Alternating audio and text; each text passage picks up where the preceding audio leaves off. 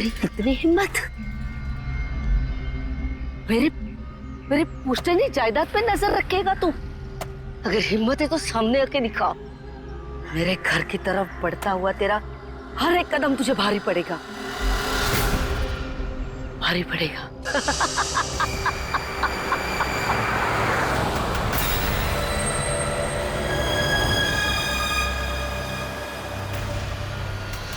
यार यहाँ पे तो कोई भी नहीं दिख रहा, किससे पूछूं? इतना घना जंगल है, कोई साइन बोर्ड भी नहीं है यहाँ पे।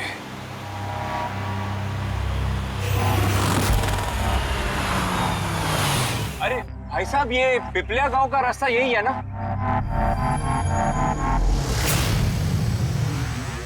अरे सुनो ना भाई साहब, अरे बड़ा अजीब आदमी है।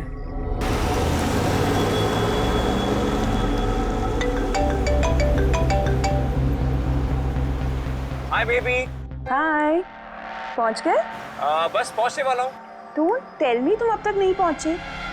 इतने लेट कैसे हो गए? एक्चुअली क्या है, ये जगह शहर से काफी दूर है और यहाँ ज्यादा लोग भी नहीं दिख रहे मुझे। Alright, tell me, are you missing me? Of course. अरे पूछने वाली क्या बात है। अच्छा तुम एक काम करो, जल्दी जल्दी ये सारी फॉर्मेलिटीज खत्म कर लो, अपनी सारी कागजी कार्रवाई एंड ऑल दैट। उसके बाद मे बी नेक्स्ट फ्लाइट से I can come and join you in India. What's it? Great, that's good news.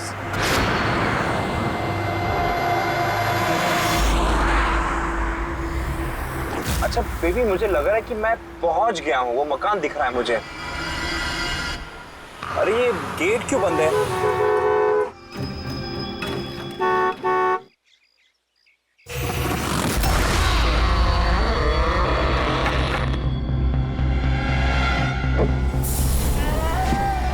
जी राय रंजीत के मकान में जा रहे हो? हाँ। मत जा, वो तेरी जिंदगी की सबसे बड़ी गलती होगी। मत जा। लेकिन आप कौन है?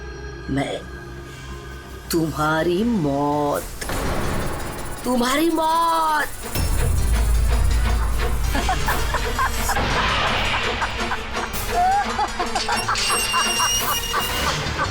ए बुढ़िया, चल चल, अरे जा। अच्छा वरना तू भी मरेगा, तू भी मरेगा। मत जा वरना तू भी मरेगा, तू भी मरेगा। नमस्ते साहब, आप राज साहब हैं? हाँ हाँ हाँ हाँ। आइए आइए। Hello Raj, Raj are you okay? कौन था? हाँ हाँ, अरे वंदना मैं ठीक हूँ, कोई नहीं था। और मैं पहुंच गया हूँ, ठीक है, बंगले पे। मैं कॉल करता हूँ तुम्हें। Okay okay, you take care. हाँ, I will speak to you soon. Bye bye bye.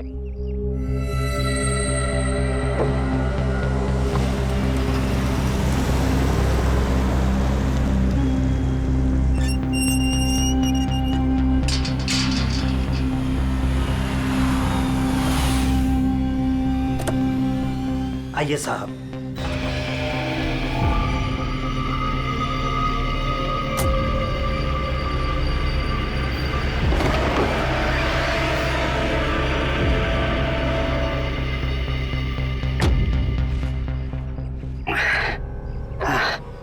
साहब, सफर में कोई तकलीफ तो नहीं हुई? नहीं, लेकिन वो औरत कौन थी?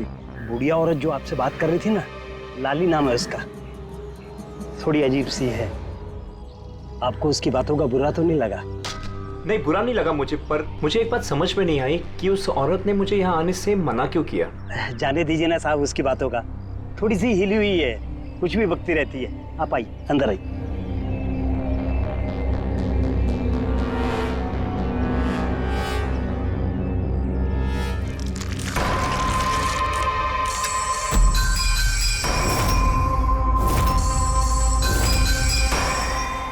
ये आदमी तो मुझे बीच रास्ते में मिला था। आप, उसका नाम कमल है, यहाँ का माली। हमने सोचा अब आप यहाँ पर रहने वाले हैं तो क्यों ना बगीचे के जो रंग बिरंगे फूल हैं फिर से खिल उठाएं। अच्छा, आइए साहब।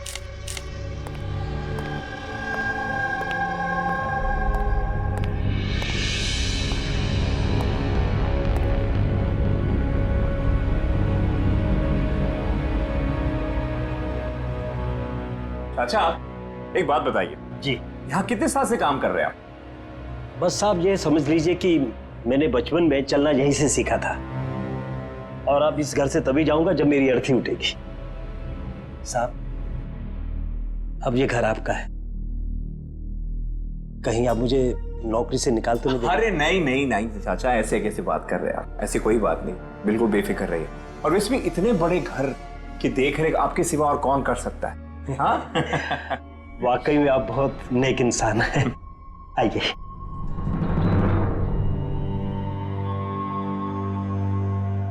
साहब ये है आपका रूम, वॉशरूम उधर है, आप फ्रेश हो जाइए, तब तक मैं आपके लिए खाने पीने का बंदोबस्त करता हूँ। ठीक है। ठीक है साहब।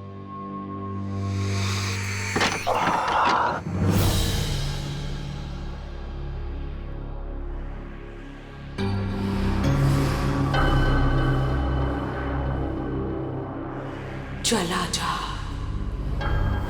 चला जा, चला जा, वरना तू भी मरेगा।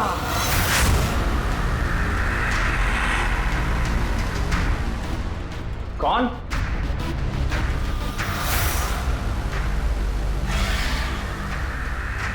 मैंने कहा ना, चला जा।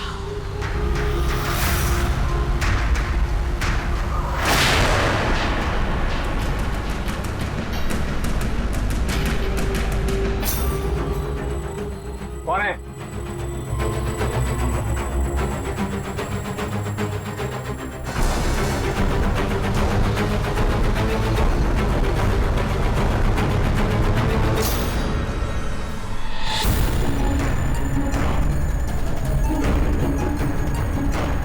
जैसे बाकी लोग मरे हैं, वैसे तू भी मरेगा।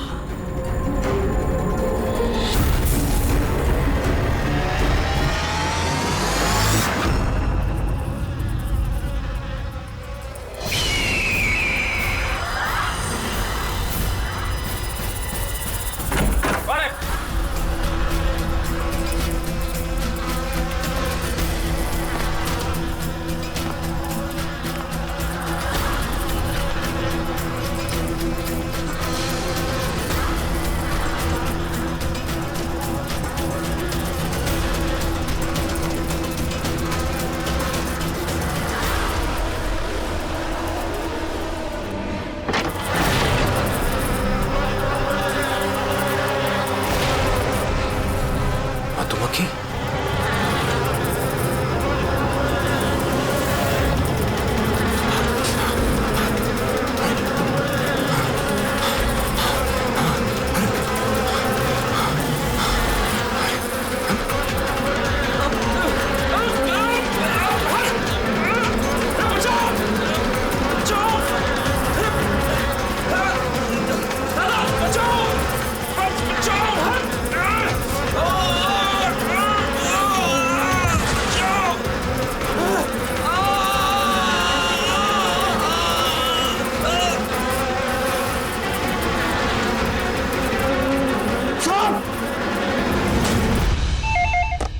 Hello hello, can I speak to ACP Pradyuman please? हाँ जरा शांत हो जाइए, कौन बोल रही हैं आप? मैं कौन बोल रही हूँ, मुझे क्या काम है, मैं सिर्फ उन्हें बताऊंगी। Can you just make me speak to him right now please? एक मिनट होल्ड करिए। सर, हाँ सर, फोन कॉल है। सर कोई लेडी है, बहुत रो रही है, कह रही है सिर्फ आपसे बात करेगी। Hello hello, ACP Pradyuman. हाँ मैं एसीपी प्रद्युमन बोल रहा हूँ। सर, हाँ कहिए। सर मैं वंदना बोल रही हूँ अमेरिका से। हाँ बताइए। सर मेरे साथ बहुत बहुत बहुत बुरा हुआ सर। क्या हुआ आपके साथ?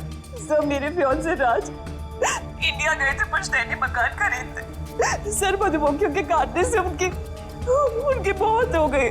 क्या? अच्छा तो बताइए मैं क्या कर सकता हूँ आपके लिए? सर लेकिन मुझे लगता है कि उनकी मौत मधुमक्खियों के काटने से नहीं हुई। इनफैक्ट उनका मर्डर हुआ है। He's been killed। तो ऐसे क्यों लगता है आपको कि उनका खून हुआ है? सर वो जब प्रॉपर्टी खरीदने के बाद कागजी कार्रवाई के लिए जा रहे थे तो तब क्या हुआ? सर मैंने साफ साफ सुना था राज को कोई औरत धमका रही थी। कौन थी वो औरत? No sir, I have no clue. जरा एक बात बताइए, क्या आपके राज की यहाँ इंडिया में किसी के साथ कोई दुश्मनी थी, कोई झगड़ा वगड़ा हुआ था? नहीं सर, राज की किसी के साथ कोई एनिमिटी, कोई दुश्मनी नहीं थी। इनफैक्ट राज तो इंडिया में किसी को जानता ही नहीं था। तो फिर कौन कर सकता है ये? कौन जान ले सकता है राज की? क्या आपको किसी पर शक है? नहीं सर, कोई शक नहीं। सर राज तो एक नेक काम करने जा रहे थे। कैसा काम? He wanted to start an orphanage. सिर्फ एक अनाथ आश्रम खोलना चाहते थे वो। वाकई नेक काम है, लेकिन किससे खरीदने वाले थे मकान वो? सब मकान तो वो ऑलरेडी खरीद चुके थे गवर्नमेंट से नीलामी के बाद। वो सिर्फ इंडिया कागजी कार्रवाई के लिए गए थे। देखिए, एक काम कीजिए, सारे के सारे डिटेल्स मुझे भेज दीजिए, मैं आपकी पूरी की पूरी मदद करूंगा, ठीक है? सर मैंने सीआईडी के बारे में बहुत सुना है। सर मुझे भी जस्टिस मिलेगी ना? वंदना जी, मैं आपसे वादा करता हूं, आपको पूरा का पूरा इंसाफ दिलाएंगे हम, और जिसने भी आपके राज के साथ बुरा किया है उसे हम सजा दिलवाएंगे। वंदना, उसका मंगेतर राज अमेरिका से इंडिया आता है मकान खरीदने, अनाथाश्रम चलाने, और राज की मौत होती है मधुमक्खी के काटने से। इंटरेस्टिंग।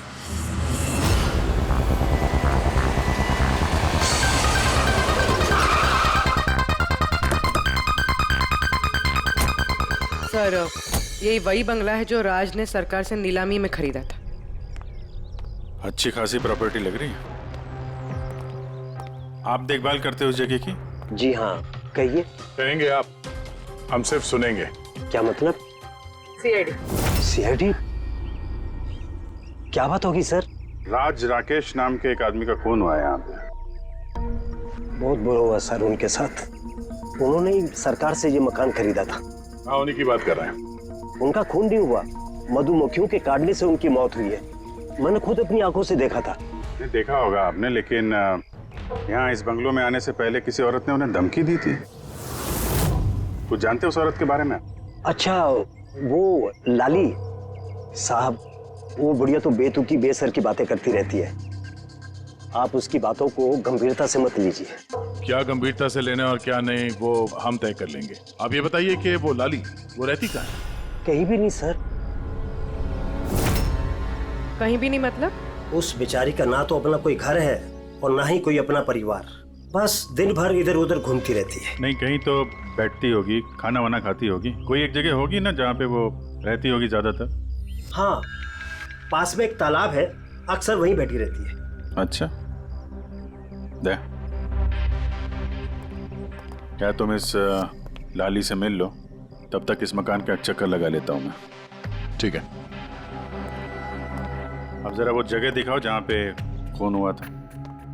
आइए साहब। राज साहब यहाँ गिरे पड़े थे।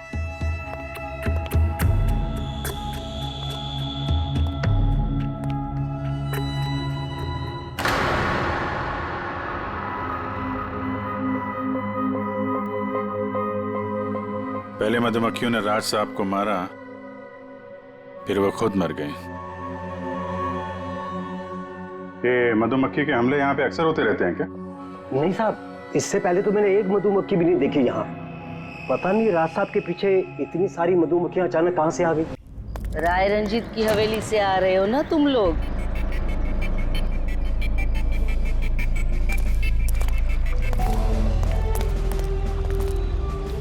क्या कहा आपने? राय रंजीत के मकान से लौट रहे हो? आप कौन है? क्यों गए थे वहाँ? अपनी मौत को दावत देने गए थे?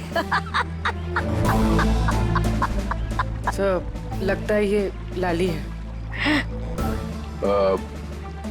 आप लाली हो ना?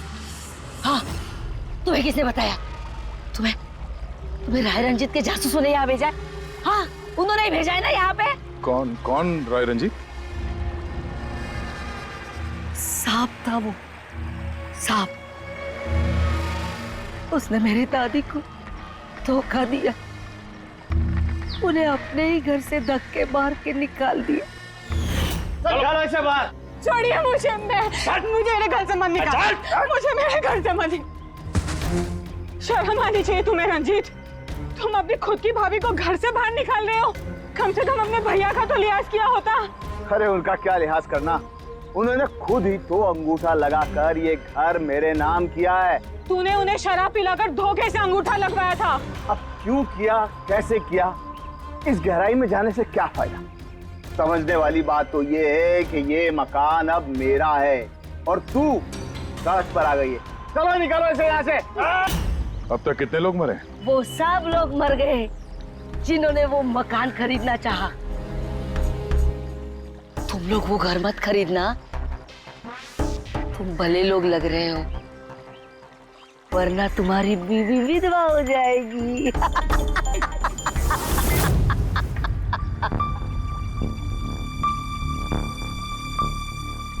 माँ जी, ये कुछ पैसे हैं, काम आएंगे।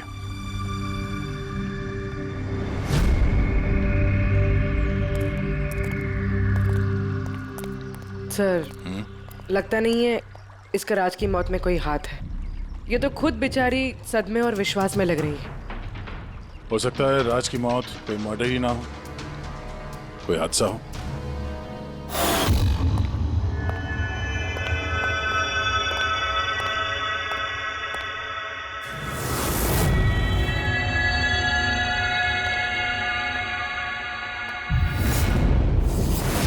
अरे ये कमरा खुला कैसे है? ये तो बंद था। एक मिनट रुको, शायद राज ने खोला।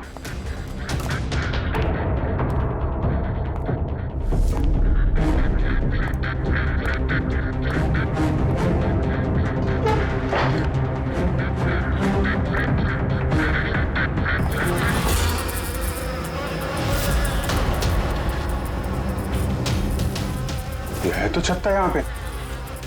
इधर आओ। जी सर।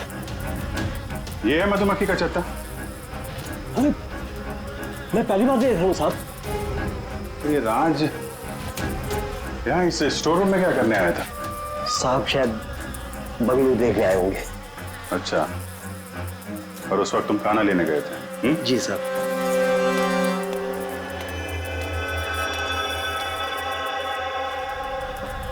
वो कौन है? वो कमल है साहब, यहाँ का माली। जब राज साहब की मौत हुई थी तो ये था यहाँ पे? जी हाँ था।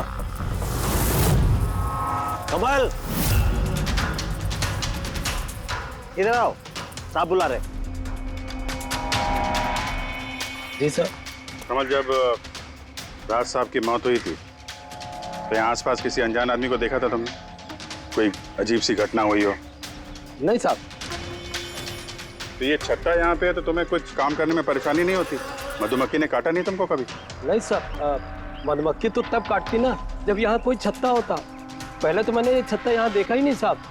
क्या बात कर रहे हैं? हाँ साहब, मैंने आपसे पहले कहा ना कि इससे पहले इस घर में हमने एक मधुमक्खी भी नहीं देखी। कमाल है। फिर ये छत्ता आया कहाँ से? और मधुमक्खियों ने राज को ही क्यों काटा?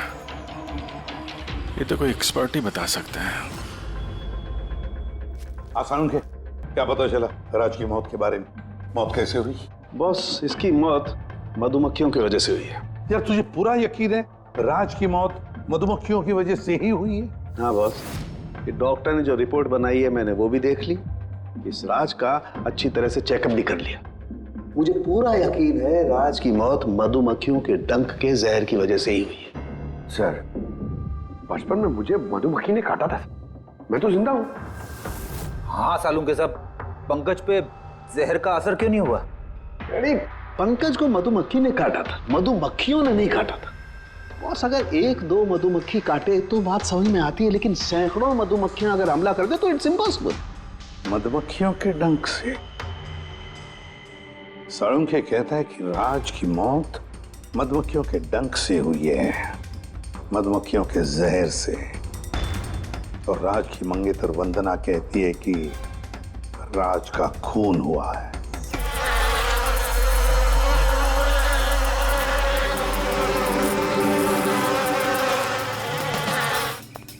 इस छत्ते को बाहर से लाकर यहाँ पर लगाया गया। मधुमक्खी के छत्ते को किसी और जगह से लाके किसी और जगह लगाया जा सकता है? इतना आसान है? इतना मुश्किल भी नहीं है। शहद के व्यापार के लिए अक्सर ऐसा किया जाता है। आप बता सकते हैं कितने दिन पहले इस छत्ते को यहाँ पे लगाया गया? ज्यादा दिन नहीं, लगभग 2-3 दिन। सर अगर मान भी ले कि खूनी ने ये छत्ता यहाँ पर इसलिए लगाया था कि वो राज को मार सके, लेकिन उसे कैसे पता था कि ये मधुमक्खियाँ राज पे ही हमला करेंगी, किसी और पे नहीं? मधुमक्खियाँ बिना वजह किसी पे भी डंक नहीं मारती, क्योंकि डंक मारने के बाद उनकी खुद की भी मौत हो जाती है। तो ऐसी क्या चीज है जो उन्हें उत्तेजित करती है अटैक करने के लिए? देखिए, जब उन्हें लगता है कि सामने वाले इंसान से उन्हें कुछ खतरा है। अच्छा केदार साहब, ऐसा हो सकता है क्या कि मधुमक्खियों को ट्रेन किया जा सके कि वो किसी एक आदमी पे हमला करें? कैसी बातें करते हैं अभिजीत साहब, ये मधुमक्खियाँ शार्प शूटर नहीं कि कोई भी इन्हें कह दे कि फलां फलां को डंक मारकर आ जाए। अच्छा, आपने अभी भी कहा कि ये मधुमक्खी किसी को काटने के बाद ये खुद भी मर जाती है, तो ऐसी क्या मजबूरी है कि वो किसी को काटती है? जरा डिटेल में समझाएंगे? मधुमक्खी जब भी किसी को डंक मारती है तो फेरोमोन नाम का एक गंध छोड़ती है, जिससे कि बाकी मधुमक्खियां सचेत होकर सब मिलकर उस पर हमला कर देती हैं। इसीलिए मैंने पहले भी कहा था, मधुमक्खियां बिना वजह किसी पे भी हमला नहीं करती।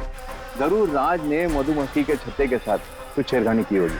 सर खूनी को कैसे पता था कि राज इस छत्ते के साथ छेड़खानी करेगा? कहीं ये मौत वाकई हादसा तो नहीं? नहीं पूर्वी, राज के आने के ठीक 2 दिन पहले इस छत्ते को यहाँ पे लगाना ये कोई संयोग तो नहीं हो सकता। सर राज की मौत के बाद ये घर वंदना के नाम हो जाएगा, कहीं सबके पीछे वंदना तो नहीं है? वंदना इंडिया कब आ रही? What nonsense! How could you even think like that? आप ऐसे कैसे सोच सकते हैं कि राज की मौत के पीछे मेरा हाथ हो सकता है? और फर्ज कीजिए कि राज की मौत के पीछे मेरा हाथ था, तो मैं आप लोगों को फोन क्यों करती? पुलिस तो ऑलरेडी ये केस क्लोज कर चुकी थी ना। देखिए, हम सिर्फ पूछ रहे हैं। वैसे राज जी के बाद ये मकान किसके नाम पे है? I don't know. राज ने गवर्नमेंट से मकान खरीदा था, तो शायद गवर्नमेंट को वापस मिल गया।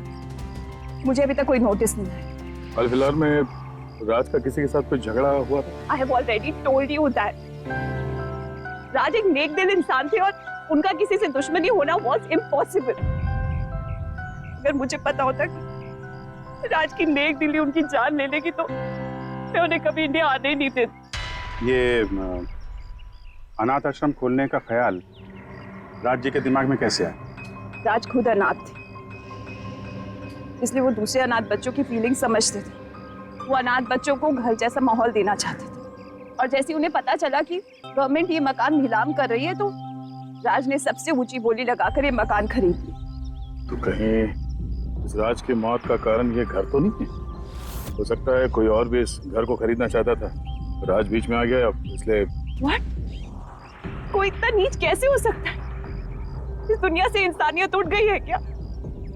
इंसानियत है वंदना जी, इंसानियत है, लेकिन कुछ लोग हैं जो इंसानियत में जहर घोलने पे तुले हुए हैं। पता करते हैं किस किसको दिलचस्पी थी इस प्रॉपर्टी में।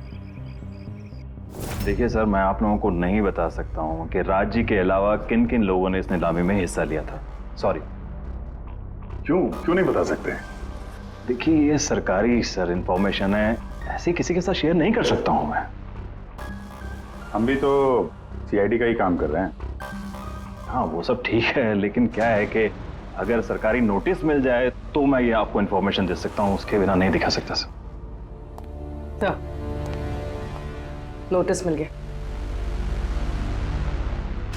आप खुश हैं? आप देखिए, अगर काम कायदे से होता है तो अच्छा लगता है।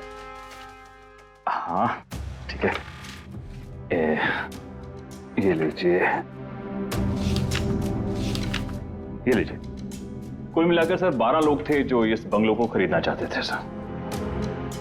सर इस बंगलो के पास एक्चुअली सरकार एक हाईवे बना रही है, इसलिए सब लोग बढ़ चढ़कर बोली लगा रहे हैं और हर कोई इस बंगलो को खरीदना चाहता है। अच्छा, ये राज जी की मौत के बाद अब ये मकान किसको मिलेगा? देखिए, राज जी ने कागजी कार्यवाही पूरी नहीं की थी, इसलिए नीलामी अब दोबारा से होगी और जो विजेता होगा उसको ये बंगलो मिल जाएगा। आई सी। और ये नई नीलामी कब होगी?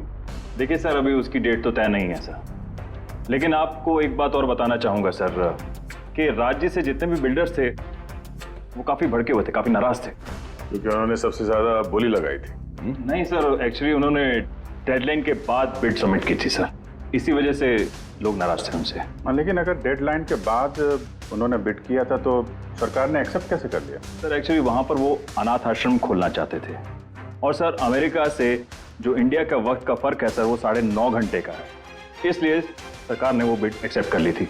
देखिए, अब घर तो उसी को मिलेगा जिसकी किस्मत में होगा सर। किस्मत में नहीं भी होगा तो उसने अपनी किस्मत की रेखाएं बदलने के लिए कोशिश तो की होगी, और जरूर इस लिस्ट में से ही कोई होगा वो। ललित जी, अब तो ये दोबारा नीलामी होगी, तो जिन लोगों ने अप्लाई किया है इस दूसरे नीलामी के लिए, क्या हम उनकी लिस्ट देख सकते हैं? नो सॉरी, ये लिस्ट आपको मैंने इसलिए दिखा दी कि ये नीलामी हो चुकी है, लेकिन वो जो नई लिस्ट आने वाली है सर वो तो आप किसी भी कीमत पे नहीं देख सकते। अरे अरे अरे अरे साळुंखे, तू क्या करने क्या जा रहा है यार? क्या सुन रहा हूं मैं? जो सुना है सही सुना है बॉस। क्या सुना? रिजाइन हो रहा है तू? हाँ। क्यों क्यों? बस मेरा टाइम आ गया। क्या टाइम आ गया? 1 मिनट टाइम है यार अभी। अरे ये टाइम नहीं यार। तो फिर देखो, हर इंसान को लाइफ में एक न एक दिन रिटायरमेंट लेना पड़ता है ना, चाहे वो क्रिकेटर हो, म्यूजिशियन हो, कोई भी हो। मेरा भी टाइम आ गया, मैं भी रिटायरमेंट ले रहा हूँ। अबे कहाँ जा रहा है तू? ये देख लो। ये क्या है? देख लो देख लो। यार क्या तू कर रहा है सालू के? समझ में नहीं आ रहा है ये। एयर टिकट कहाँ जा रहा है? हाँ, लंदन। अरे वाह रे वाह। पंकज कैंसिल कर। नहीं नहीं, कैंसिल नहीं होगा। अबे रिफंड मिल जाएगा, पैसे वापस मिल जाएंगे, कल की टिकट है, डोंट वरी। मुझे रिफंड नहीं चाहिए, मैं जा रहा हूँ वापस। यार तू ऐसे कैसे जाएगा? क्या हुआ क्या? अरे इतनी बड़ी गलती होगी कि शर्म आ रही है अपने आप पर। ऐसी कौन सी गलती हो गई? वो मधुमक्खियों वाला केस। मधुमक्खियों वाला केस? हाँ यार, हादसा नहीं है बॉस, वो खून है खून। यही मुझसे गलती हो गई। मधुमक्खी के एक्सपर्ट से बात हो गई तेरी? क्या बताया उसने? यार एक्सपर्ट से भी बात की, मैंने अच्छी तरह से चेक भी किया, तब मुझे पता पड़ा ये तो हादसा नहीं है, खून है। मधुमक्खियों को तो वो हथियार के तौर पर इस्तेमाल कर रहा है यार। सालों के सब वो किसे? देखो, मधुमक्खियां कब आती हैं इंसान के पास? जब उन्हें फेरोमोन की गंध आती, तभी ना। हाँ, जब उन्हें इंसानों से खतरा लगता है तब मधुमक्खियां इंसान के पास आती है, डंक मारती है। बस यार, यही मुझसे गलती हो गई। ये मैंने सोचा ही नहीं कि फेरोमोन तो बनाया भी तो जा सकता है ना यार। हाँ यार, फेरोमोन तो आर्टिफिशियली भी बनाया जा सकता है, लेबोरेटरी में, फैक्ट्री में। मतलब किसी ने ये आर्टिफिशियल फेरोमोन बनाया और वो किसी भी तरह से राज के शरीर पर लगा दिया। बस मधुमक्खियां आ गई और उस पर अटैक कर दिया। साळुंखे, उठ उठ उठ उठ, पिपलिया गांव चला जा।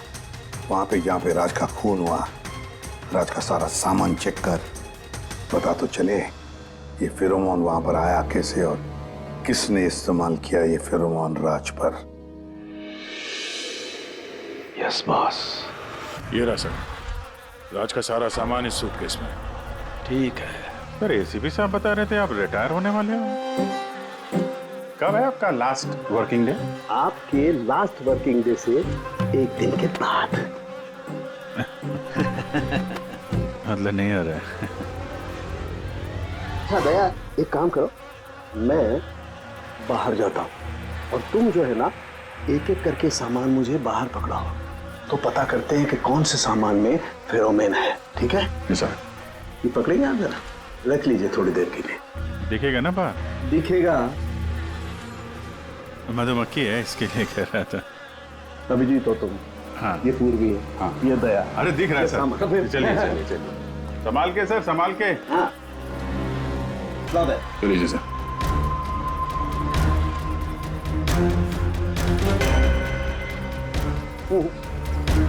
नहीं, इसमें फेरोमोन नहीं है। अरे सर संभल के। अरे कुछ नहीं, जिसमें फेरोमोन होता है उसी पे अटैक करती है।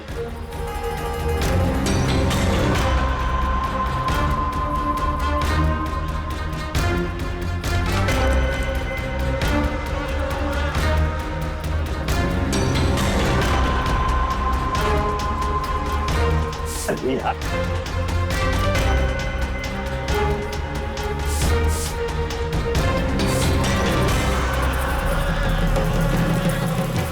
हरकत हुई, देखो देखो अटैकिंग मूड में आई है ये मधुमक्खी, देखो। सर किसी ने राज के परफ्यूम में फेरोमोन मिलाया। अरे यार ये मधुमक्खी ने मुझे काटा ना। सर आप निकलो यहाँ से। अरे यार, अरे पानी में जाओ, पानी में। पानी किधर है? अरे सामने उस तरफ सर। अरे उधर कुआं है सर, जाओ ना। कुएं में घुस जाओ। अरे सर निकलो यहाँ से, जाइए सर।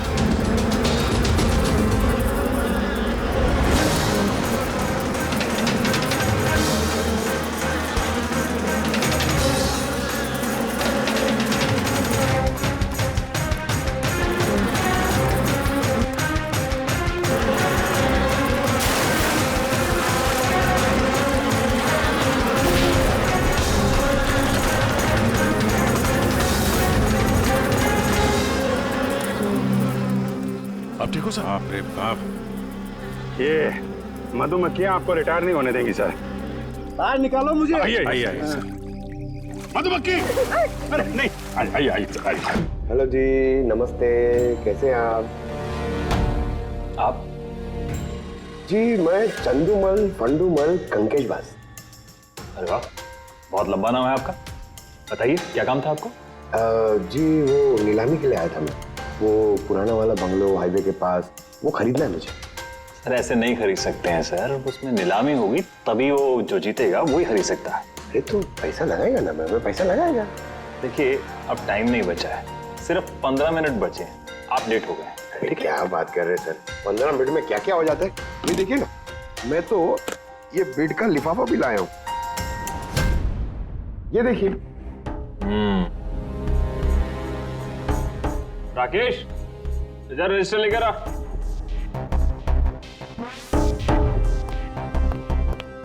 साहब को दो, एंट्री कीजिए साहब। हाँ यहाँ पर एंट्री कर दीजिए। अच्छा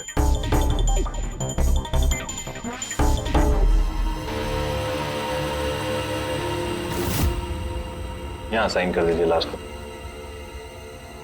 गुड, लाइक। अच्छा, वेरी गुड, ये तो अच्छा हो गया सर। वो बंगले का चाबी? और मजाक कर रहे हैं? अरे चाबी ऐसे थोड़ा ना मिलता है। अरे भाई बोली लगेगी, नीलामी होगी, उसके बाद जो जीतेगा उसको मिलेगा। भाई क्या बात कर रहे हैं आप? बिड तो मैं ही जीतूंगा, ये पक्का है। भाभी और बच्चों को मेरा प्यार देना, ठीक है सर? Thank you. पता नहीं कहाँ कहाँ से चले आते हैं, कमाल है।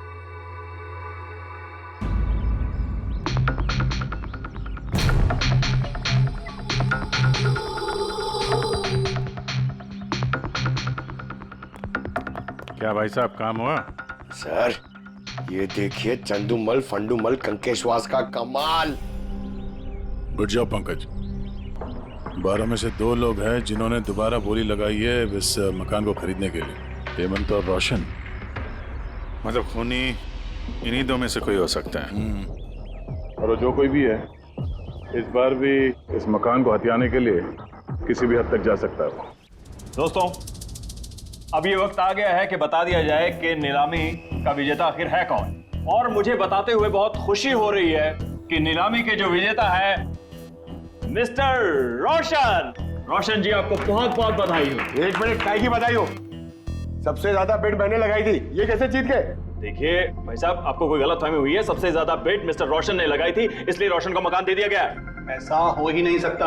मैंने बहुत ऊंची बोली लगाई थी, ये बेट मुझे मिलनी चाहिए थी। आप ऐसे ही बात कर रहे हैं सर, मैंने तीनों लिफाफे चेक किए हैं और चेक करने के बाद मिस्टर रोशन की कीमत सबसे ज्यादा थी, इसलिए मिस्टर रोशन को मकान दे दिया गया है। प्लीज कम ऑन यार, अब हार गए हो तो बच्चों की तरह रो मत। बिजनेस है, ऊंच नीच होती रहती है। बिजनेस में बेईमानी नहीं चलेगी। ये दिखाइए, आप पहले वो लिफाफे दिखाइए, मुझे अभी देखना है किसने कितने बिट करी है। दिखाइए दिखाइए दिखाइए, लाइए। मुझे भी चेक। नहीं नहीं नहीं, ये नहीं दिखा सकते, ये नियम के खिलाफ है। चीटिंग करना भी नियम के खिलाफ है। मैंने 7 करोड़ की बिट करी है, 4 करोड़। इनके अभी हेड ऑफिस से फोन आएगा और बोलेंगे कि मैंने सिर्फ 3 करोड़ लगाए। कोई फोन नहीं, 4 करोड़ कम। आपके कहने से फोन आएगा। चलो उठाओ फोन, उठाओ तुम्हारा भी। ये मुझे क्या करना है क्या नहीं करना है, ये आप मुझे नहीं बताएंगे। आप ललित जी, आप तो बड़े कायदे कानून की बातें किया करते थे और फोन भी नहीं उठा रहे हैं। भाई ये तो बहुत गलत बात है, आप ब्यूरो चलिए हमारे साथ। आप कहाँ खिसक रहे रोशन जी? आप हमें मिठाई नहीं खिलाएंगे? नहीं प्रॉपर्टी ली है आपने? हाँ? आइए, आप ही आइए। आइए आइए। सर रोशन जी बिल्कुल ठीक बोल रहे हैं सर।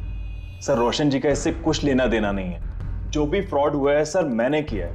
ये रोशन का जुर्म अपने सिर पर क्यों ले रहे हो? अच्छा खासा पैसा दिया है क्या रोशन ने तुम्हें? और एक बात याद रख लो, ये पैसा खर्च करने को नहीं मिलेगा, क्योंकि तुरंत फांसी होगी तुम्हें। सर इतनी सी बेईमानी के लिए फांसी चढ़ा देंगे? नहीं नहीं नहीं, बेईमानी के लिए नहीं, खून के लिए फांसी होगी। सर खून? किसका खून सर? राज राकेश का खून, जिसने पिछली नीलामी में वो प्रॉपर्टी खरीदी थी। सर लेकिन मैंने किसी को नहीं मारा है सर। सर मैंने नहीं मारा है सर किसी को। पता है, इस रोशन ने मारा है। तो इसकी पोल खोल दो, वरना इसके पाप का मटका तुम्हारे सिर पे फूट जाएगा। सर ये क्या कह रहे हैं सर आप? मैं भला राज को क्यों मारूंगा सर? उस प्रॉपर्टी के लिए, और किस लिए? क्या कह रहे हैं आप सर?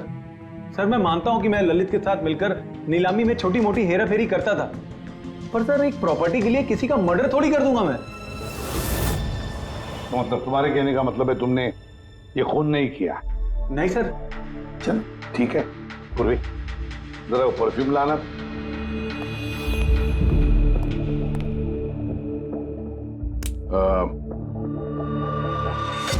ये परफ्यूम छिड़क दूं?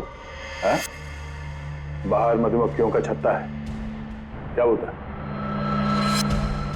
Sir perfume? हाँ? आपकी मर्जी सर, लेकिन हमारे इस केस से परफ्यूम का क्या लेना देना सर?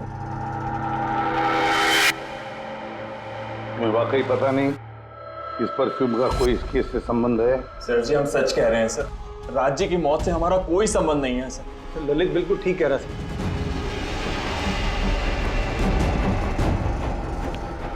अगर ये खून रोशन ने नहीं किया है तो फिर बचता है वही एक।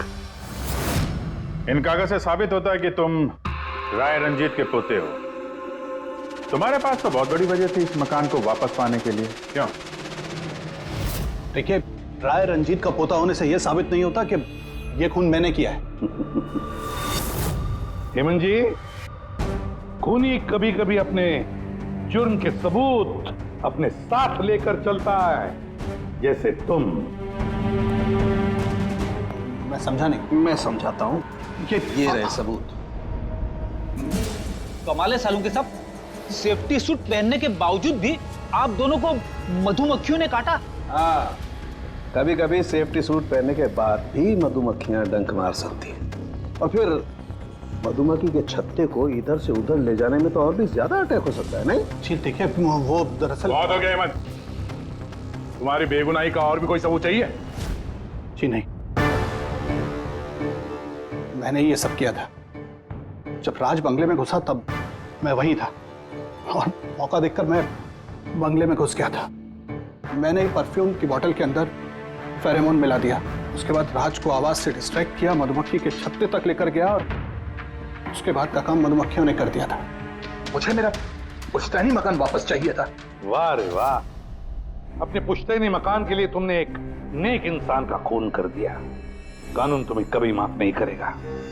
तुम्हें कम से कम आजीवन कारावास की सजा होगी। ले जाओ इसे पंकज।